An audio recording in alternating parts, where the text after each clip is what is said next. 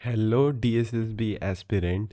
इस वीडियो के description box में या कमेंट बॉक्स में मैं आप लोग को एनसीईआरटी और एनआईओएस के जो फ्री मटेरियल्स है, जो फ्री नोट्स हैं, वो पिन कर दूंगा। और प्रीवियस ईयर क्वेश्चंस और जो भी मॉक टेस्ट है जो उस एग्ज़ाम के लिए इम्पॉर्टेंट है, डीएसएसबी एग्ज़ाम के लिए, वो मैं पिन डाउन कर दूंगा। वहाँ से आप लोग आराम से डाउनलोड कर सकते हैं। तो इस वीडियो में मैं बात करने वाला हूँ डीएसएसबी एग्ज़ाम का पैटर्न क्या है, डीएसएसबी एग्ज़ाम का सिलेबस क्या है, एंड डीएसएसबी एग्ज़ाम को पढ़ने के लिए क्या क्या सोर्सेज चाहिए होंगे। तो सबसे पहले अगर हम लोग बात करते हैं एग्ज़ाम के पैटर्न के लिए, तो ये एग्ज़ाम 2 घंटे का होने वाला है और 200 मार्क्स का ये एग्ज़ाम होता है। टोटल मिलाकर के 200 मार्क्स का ये एग्ज़ाम होता है और 200 क्वेश्चन भी पूछे जाते हैं। तो ये जो 200 मार्क्स का एग्ज़ाम है, इसको दो पार्ट में डिवाइड किया गया है। पार्ट ए है और पार्ट बी है।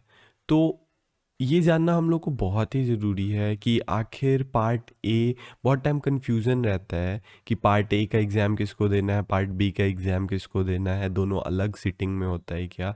नहीं, एक ही सिटिंग में एग्ज़ाम होता है, एक ही दिन एग्ज़ाम होता है और आपके चॉइस वाइज है।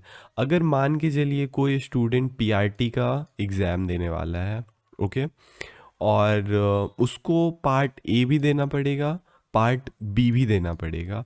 तो 100 मार्क्स का उससे पूछा जाएगा पार्ट ए का क्वेश्चंस, जिसका सिलेबस हम लोग आगे डिस्कस करने वाले हैं कि कौन से क्वेश्चंस पूछे जाते हैं, कैसे क्वेश्चन, सिलेबस क्या है। तो पीआरटी का जो स्टूडेंट है उसको पार्ट ए देना पड़ेगा 100 मार्क्स का, और अपना उसको 100 मार्क्स का पीआरटी का पेपर देना पड़ेगा।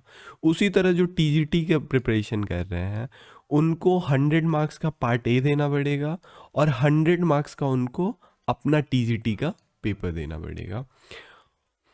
और इसमें निगेटिव मार्किंग का अगर हम लोग देखें तो 1/4 निगेटिव मार्किंग है इस एग्जामिनेशन का। 1 नंबर का एक क्वेश्चन होता है और उसका 1/4 आपको 0.25 मार्क्स हर एक गलत क्वेश्चन पे निगेटिव मार्किंग है। और सबसे अगर इम्पॉर्टेंट बात करें तो इस एग्जामिनेशन में दिक्कत ये आता है कि आपको 120 मिनट में 200 क्वेश्चन करने होते हैं, जो कि सच में थोड़े ज़्यादा क्वेश्चन होते हैं। अगर हम लोग यहाँ पे देखेंगे अब पार्ट ए का सिलेबस क्या है, आखिर जो पार्ट ए 100 मार्क्स का है उसका सिलेबस क्या है, तो ये 5 सेक्शन में डिवाइडेड है।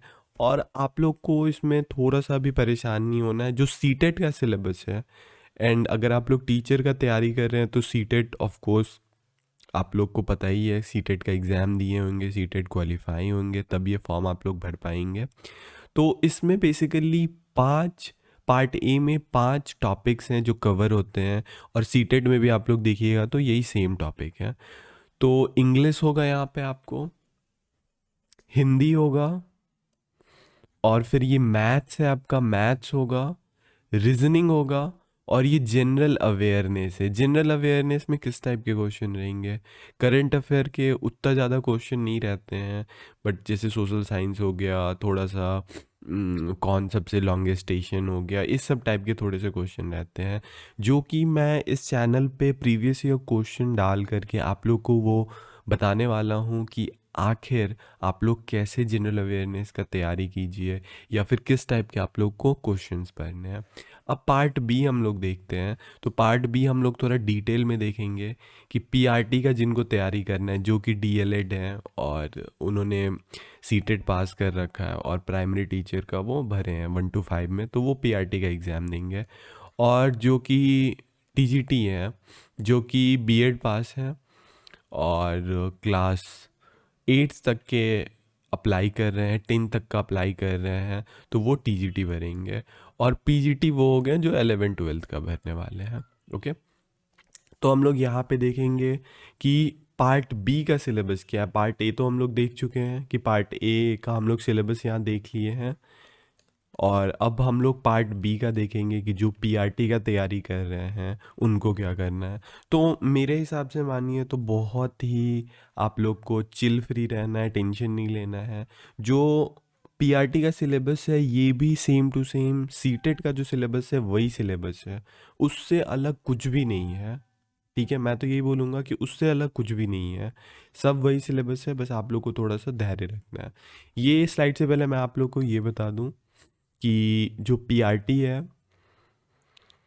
ये स्लाइड से पहले मैं आप लोग को एक बात बता दूं कि अगर आप लाइक टीचिंग क्लब को हेल्प करना चाहते हैं तो नीचे डिस्क्रिप्शन बॉक्स में जाइए एंड वहाँ पे आप लोग अपना हेल्प कर सकते हैं। आगे हम लोग देखते हैं, इस वीडियो की तरफ बढ़ते हैं। तो जो साइकोलॉजी है, इसमें एक्चुअली 5 मेन टॉपिक्स हैं। तो वो मेन टॉपिक्स आपको मैं बता दे रहा हूँ कि सीडीपी है, ईवीएस है, फिलॉसफी है, साइंस पेडागॉजी और मैथ पेडागॉजी है। ठीक है, तो अब इसका पढ़ाई कहाँ से करना है? तो बेसिकली जो भी आप लोग को बताया जा रहा है सोर्स, वो है एनआईओएस का सोर्स और एनसीईआरटी का सोर्स।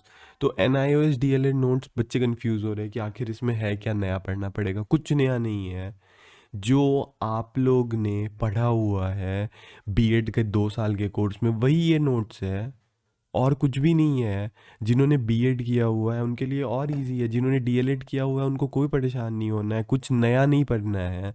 ये बस वही नोट्स को एक जगह दे दिया गया है, थोड़ा सा इन लार्ज फॉर्म में है। तो बस इसी के लिए बच्चे लोग कंफ्यूज हो रहे हैं। अब यहाँ पे हम लोग देखते हैं टीजीटी का आखिर क्वेश्चन का पैटर्न किस तरह का होता है। तो टीजीटी का क्वेश्चन का पैटर्न 100 क्वेश्चंस रहते हैं, आपको एक एक मार्क के एक क्वेश्चन रहते हैं, और 80 क्वेश्चन प्लस 20 क्वेश्चन ऐसे रहता है। 80 क्वेश्चन आपको रहते हैं जो सब्जेक्ट स्पेसिफिक हैं वो, और जो 20 क्वेश्चन है वो आपको पेडागॉगी स्पेसिफिक होते हैं। जैसे कि अगर आप सोशल स्टडीज़ ले रहे हैं तो आपको सोशल स्टडीज़ के पेडागॉगी वाइज क्वेश्चन होंगे, जो कि आप लोग वहाँ पे भी देखे होंगे। सीटेट के भी एग्जामिनेशन में पेडागॉगी के क्वेश्चन रहते हैं कि एक बच्चे को अगर आप लोग को पढ़ाना है क्लासरूम में तो मैप से आप पढ़ाइएगा, या फिर सोशल स्टडीज़ के अगर आप है तो मैप से पढ़ाइएगा या चार्ट से पढ़ाइएगा। आगे अगर हम लोग देखते हैं पीजीटी का, तो यहाँ पे आपको 12th लेवल का आपको एनसीईआरटी और एनआईओएस का पढ़ना बहुत ज़रूरी है। अगर हम लोग टीजीटी लेवल पे देखते हैं तो यहाँ पे 10th लेवल तक का ही पढ़ना है आपको। 10th लेवल से ऊपर का नहीं पढ़ता है, कंफ्यूज नहीं होना है। आप लोग को बस 10th लेवल तक का ही पढ़ना है अपना स्पेसिफिक पेपर। पीजीटी में आपको 12th लेवल तक का पढ़ना है, एनसीईआरटी एनआईओएस का नोट्स। बहुत बहुत धन्यवाद।